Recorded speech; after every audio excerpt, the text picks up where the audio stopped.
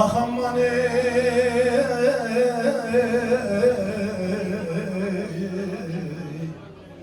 aman varsak bu yerlerden hicret eylesek, yarana yoldaşa minnet eylesek.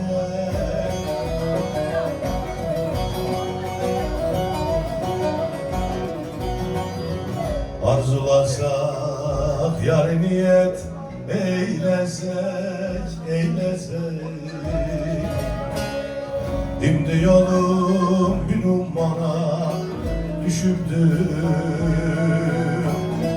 efendim. Dimdi yolum Sivas Kandal'a düş.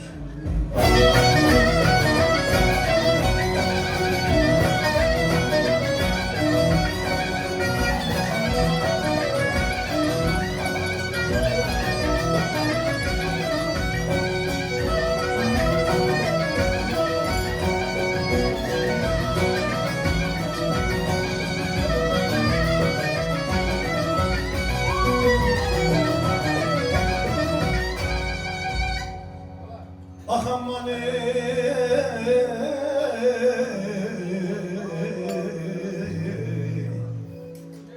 aman ormandan çıkanı çekerler dara. Olur pirim beni bu dardan.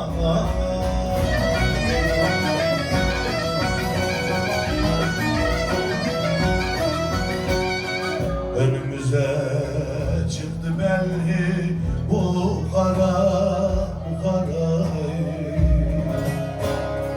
Dimdi yolum Gürcistan'a düşüptü efendim. Dimdi yolum Gürcistan'a düş.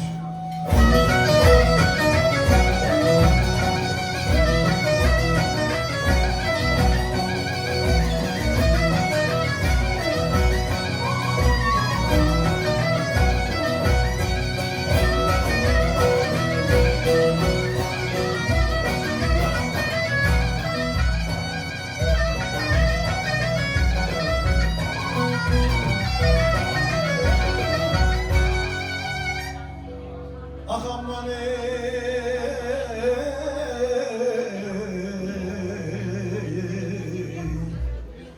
aman Gürcistan güzel bilmez halımdan.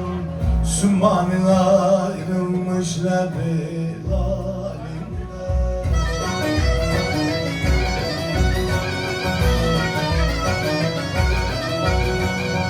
Bana derler yanılmışsan yolundan.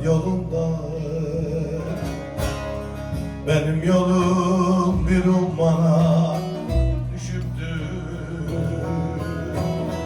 efendim. Şimdi yolum Mustafa Kemal Atatürk'e.